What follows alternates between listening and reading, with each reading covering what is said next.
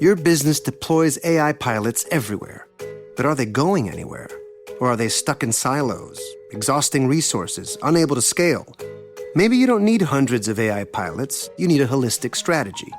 IBM has 65,000 consultants with Gen AI expertise who can help you design, integrate, and optimize AI solutions. So you're not just deploying AI, you're scaling it across your business. Learn more at ibm.com/consulting. IBM. Let's create. Ready to ring in the new semester? Pink's got A+ styles for heading back to campus. Made for early morning classes, midday coffee runs, and late night study sessions. Their latest looks are everything you need to pass with flying colors. We're talking tanks that go with literally every fit, parachute pants with a throwback 90s vibe, plus cute sweaters, activewear, and so much more. Shop now at pink.com or get 15% off in Pink stores with a valid student ID. Exclusions apply.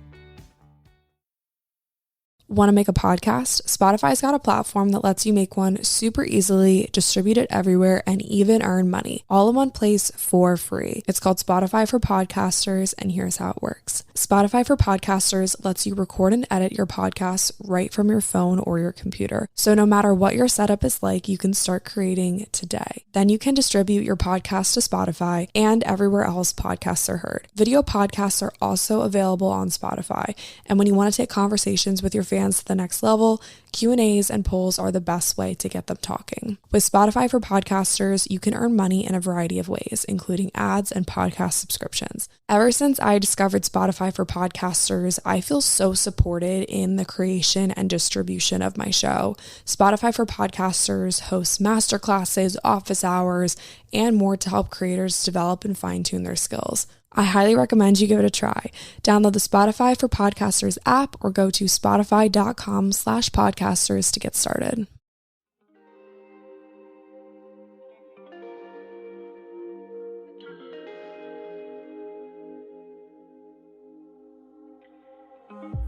What's up, everybody? Welcome back to 80/20. My name's Lily. I'm your host. And for today's episode, it's going to be a little bit on the shorter side, but we have a lot of content jam-packed in here.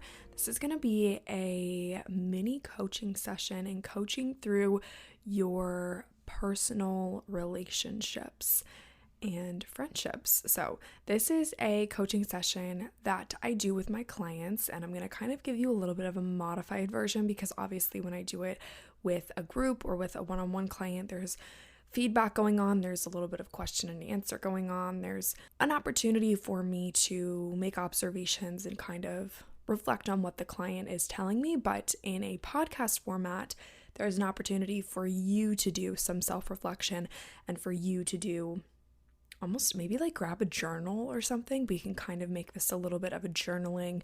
Maybe you can meditate to this. I don't really know, but however you want to listen to this, maybe you're just in the car, you want to think about it, you want to talk about it with a friend, whatever it might be. I'm going to prompt you with some questions. We're just going to kind of chat about ditching the drama in your life and how you can essentially lift the weight of other people's bullshit off of your shoulders and in turn be able to live a more free and more happy life. So that is what today's episode is all about. Grab a pen, grab a cup of coffee, a big glass of water, whatever you want to get through this. If you're driving, maybe turn it up. I don't know. Do whatever you do, but we are going to talk today about ditching the drama. Before I start any type of session or before I even start to record a podcast, I like to take a second and just take a couple deep breaths, get into the right headspace for personal reflection, get into the right headspace for growth, for change, and just kind of allowing yourself to shift your mindset, let go of any negative things that might have happened throughout the day, let go of any negative ideas that you might have going on in your head. Go ahead and get rid of any preconceived ideas that you might have, preconceived expectations that you might have for this podcast episode, because I can guarantee you whenever you have already set ideas, already set expectations, you're just going to be either, well, it depends. You can either be really disappointed or really, really happy. So I don't really know where you are right now, but I have found that it is very, very, very beneficial to go into every experience, every YouTube video that you watch, every time that you hop onto Instagram, every time that you open your inbox and check your email, listen to a podcast episode, whatever it be, go into it with no expectations, and then there is no reason for you to be disappointed or overly excited, depending on what you might see, read, hear, whatever. Maybe that can be a good podcast episode, is getting rid of all expectations. That is a topic for another time. But go ahead and take a couple deep breaths, get rid of the stress of your day. Just be present, be all in, be here, and dedicate the next about 15-20 minutes to reflection, honesty, and love towards yourself and towards the people in your life. So just taking a couple deep breaths in and out. I actually read somewhere the other day that the perfect breath for humans is really deep down on your stomach. Like, just dig down deep, you breathe in for 5 seconds, and then let it out for 5 seconds. That is the perfect breath. And we've actually gotten away from breathing the way that humans were meant to breathe. You're supposed to breathe through your nose, but now we breathe through our mouths. And I catch myself doing it all the time. I'm really working on trying to adapt my breath to be more like the way that it should be for humans, rather than the way that we've naturally evolved and adapted our breath. Just a couple little fun facts. Wow, there's a lot of fun facts jam-packed into this episode. Lots of other episodes that we could potentially have wrapped into one. Topic for another time. Alrighty, so this episode is all about ditching the drama and creating space in your life for the people that you're meant to surround yourself with. I saw somewhere that if you are not surrounding yourself with people who lift you up, who support growth, who support change, who support you, who support your ideas, and essentially just love you for who you are and love you for the person that you're slowly becoming, that's not really a circle, that's a cage. Because these people say they don't really want you to grow, they don't really want you to change. Have you ever been friends with someone and then all of a sudden they're like, you've changed, I can't be friends with you anymore? It's like, people are supposed to change. That's the whole point. We learn, we grow, we change through the things that we go through experiences. And if nothing changes, what's the point? So if the people in your life aren't changing with you, that's a big, big, big problem. And then that can also stunt your growth as well. So something that often goes undiscussed is how the people in our lives impact us immensely. And you're actually the sum of the 5 people that you spend the most time with. And so something that I want you to do is, if you're driving, maybe this is an episode to come back to later on, but if you are just kind of sitting in your room, maybe you're in your house. I like to listen to podcasts when I'm folding laundry and doing dishes and stuff. But if you have a second, or maybe just think about this in your head, I don't know, whatever you want to do, totally up to you, different strokes for different folks. But I want you to grab a sheet of paper and write down the top 5 people that you spend the most time with. Write numbers 1 through 5, and then on those lines 1 through 5, jot down the people that you spend the most time with. And I'll insert some music here, and you can either think about this, write about it, and then we'll kind of roll into the next thing.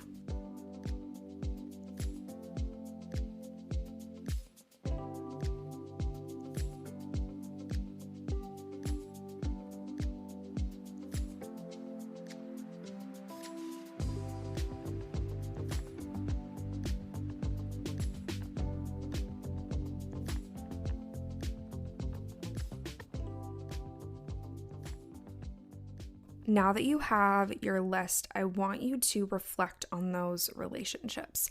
So I want you to think about things like, how does this person make you feel when you are around them? What does this person bring into your life? Is it good vibes? Is it bad vibes? How do you feel when you're done hanging out with this person? Do you feel drained? Do you feel like they filled your cup? Do you feel like all you guys do is gossip? Or do you talk about your ideas, your passion projects? Does this person have a positive influence on your life? Are they a negative influence on your life? Is it kind of just indifferent? I don't really know. That's for you to decide, but I want you to really, really take a moment and just jot down a few words. Okay, this is what we're going to do. Jot down a few words that come to mind when you think of your relationship with this person. So maybe jot down words like positive, negative, happy. Just take a second and think about how this person makes you feel.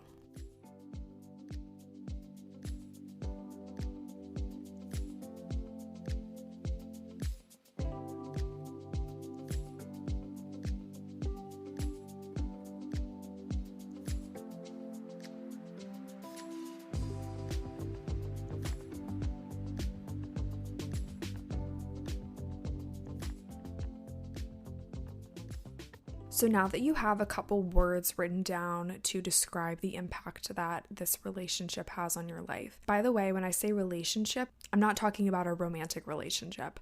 I use the term relationship to talk about friendships as well, maybe the relationship that you have with your family members. Relationship just kind of encompasses the relationship that you have with people in your life, not necessarily your romantic relationship, although that can definitely have an impact on your life as well. And if you are involved in a romantic relationship, I would assume that this person is probably on your top 5 list. And if they're not, that is a conversation for a different day. Now that you have a couple words written down to describe these relationships, it's probably getting a little bit easier to see how these people impact your life. Maybe there is a combination of good influences versus bad influences. Maybe they are all not necessarily the best people to surround yourself with. Maybe all of them are. Maybe you are surrounded with a really, really positive, fantastic circle of people, and I wish that on everybody. But for a lot of us, that isn't necessarily the case. And I want you to remember that a lot of times people are in your life for a reason or for a short period of time, and not everyone is put into your life for a lifetime. And I found that these lifelong friends are very, very rare, and a lot of people just kind of come and go for a reason. And maybe that's to teach you a lesson, maybe that's to give you support in an area of your life that you needed at a certain point. It looks different for everybody, but what we're trying to evaluate today is your current circle. When you have people in your life who make life harder than it needs to be, it takes a huge, huge, huge toll on your health, mentally, physically, spiritually. And these people who cause unwanted drama, unwanted troubles, unwanted problems, maybe they make you feel bad about yourself, maybe they're mean, maybe they cause stress, whatever it is, it's not good for you. I know the demographic of the people listening to this podcast, it's mostly about 18 to 28-year-olds, and a lot of us are under a lot of pressure, whether that be from school or a job or just these unrealistic expectations of what people feel like life should look like for us right now. And there's a lot of stressors going on, and your circle should not be a source of stress, but for a lot of people it is. And so when your circle is causing you a lot of stress, it causes your cortisol levels to skyrocket. Cortisol is the stress hormone, and it is essentially the same response as being chased by a bear. So when you think about stress, back in the day, it was super useful when a stressful event happens, such as being chased by a bear. Your fight or flight mechanism turns on, you can make a quick decision. That stress triggers a bunch of different signals in your body to make the right decision in order to protect yourself. A lot of us are constantly living at this high stress level as if we are being chased by a bear. I won't necessarily dive too deep in a lot of the sciencey stuff because a lot of people, we're going to kind of go on a little bit of a tangent here. A lot of people don't care about the sciencey stuff. They don't really care about the fun facts. They just want to make it applicable to their lives. And that's what I'm trying to do with these podcast episodes. And I hope that they're easy for you guys to understand. But I enjoy the sciencey part. I'm kind of like a nerd when it comes to nutrition science and stress level science and hormones and stuff like that. I love learning about that. But a lot of people couldn't give a shit about what the name of the stress hormone is. They just know that they're freaking out and they don't know what to do. So I hope that my episodes can kind of help you guys to narrow this stuff down. But anyway, going back into my tangent, a lot of us are constantly living at this the freak out level, and your circle, the people in your life, should not be a cause of that. So when your stress levels are constantly at an all-time high because of the people in your life, your job, school, whatever it might be, you don't have ways to de-stress, it can lead to a slew of other health complications that will just start to snowball into like one thing after another. It's only going to add to the problem. I'm going to give you a couple tips on ditching the drama and creating a positive circle around you. So tip number 1 is to start by designing your ideal best friend. A good place to start is with yourself. I have a whole episode from season 1 on being your own best friend. I will link it in the show notes if you guys are interested. That's still one of, I think, my most listened to episodes. And I personally think that that's one of my best episodes. But start by being your own best friend. What do you need in your own life? How do you need support? How could someone possibly be a friend to you? What do you guys do for fun? What does the communication look like? Does the relationship work both ways? Or are you only there to give advice or only there to get advice? Maybe it's more of like a mentor relationship. Maybe it's more of like a coaching client relationship. I don't really know, but what does being a friend to you look like? My second piece of advice is to care less about what other people think. When you are going through something that essentially triggers you to make a decision of this person needs to stay in my life and this person needs to go, it's going to ruffle some feathers. Some people are not going to be happy, and it might not be a pretty situation, but it's for the better. You intuitively know what is good for you and what is not good for you. You know what's working and what's not working.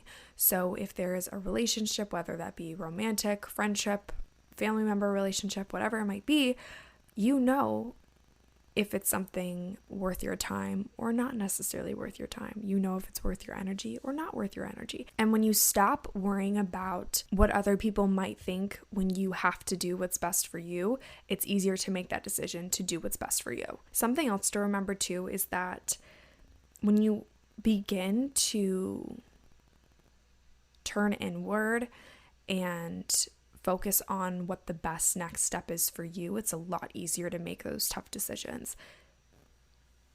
And when you stop worrying about what everybody else is doing, stop worrying about what they're wearing and who they're with, and oh, this person posted on Instagram and they're hanging out without me, and this person didn't text me back, and whatever, you have more time to worry about what's going on in your own life. And it's such a beautiful thing when you only have a short list of things that concern you, because what everybody else is up to doesn't really concern you. Now you're probably wondering, okay, I know what's not really working for me, but how do I find people who do work for me? And I'm going to give you guys a couple little tips and tricks that I have picked up along the way in order to create a supportive and loving and nurturing group of people in your circle. Kind of going back to a couple points ago, you just got to be yourself. It sounds so cliche, but when you are trying to keep up with what everybody else is doing and what everybody else is wearing and who everybody else is hanging out with, you're probably not being yourself. And so if you are inauthentic, you're obviously going to attract inauthentic people. But when you are fearlessly and authentically yourself, people who vibe with you, people who understand what you're about, and people who get you will just kind of be pulled towards you, and you to them as well.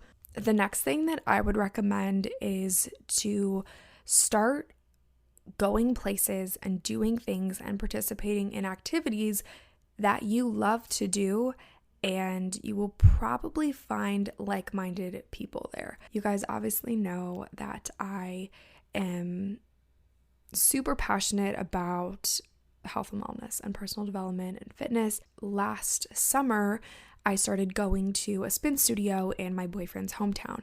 and I would kind of visit, I would visit for like a couple weeks at a time, and I would go to the spin studio, and super fast I started to become friendly with the girls at the front desk, and then all of a sudden I was like grabbing coffee with like some of the instructors and stuff. So when you start participating in activities that you love to do, and maybe joining clubs or joining a gym or joining like a church, or even just, maybe going to like a coffee shop that you love to do and working, if that's even like a thing that people can even do nowadays.